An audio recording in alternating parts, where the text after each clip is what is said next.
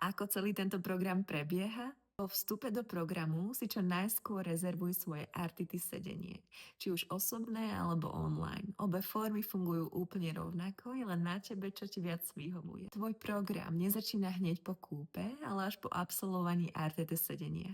Od absolvovania RTT sedenia sa ti spustí 4-týždňový transformačný proces. Počas tohto procesu sú tu pre teba 4 podporné kruhy.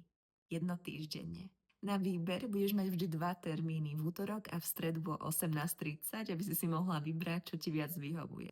O registrácii do podporného kruhu nájdeš všetky informácie v module číslo 4, podporný kruh 1. Ak by sa ti aj stalo, že nestihneš niektorý týždeň, máš možnosť presunúť si jeden kruh do ďalšieho týždňa a tak mať navyše jeden týždeň.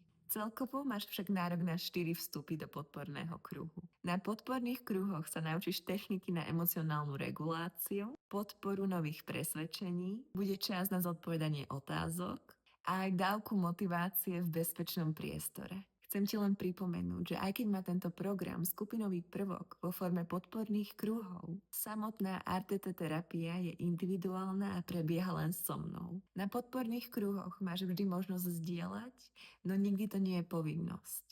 To, koľko chceš povedať a či vôbec niečo, si určuješ len ty sama.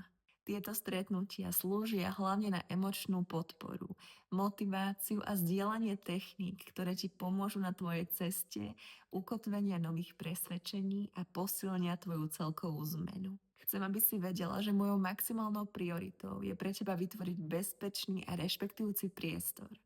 Všetko v tomto programe je pozvánkou, nie povinnosťou. Ty si tu tá, ktorá si určuje svoje tempo, hĺbku a hranice. A ja som tu, aby som ťa podporila.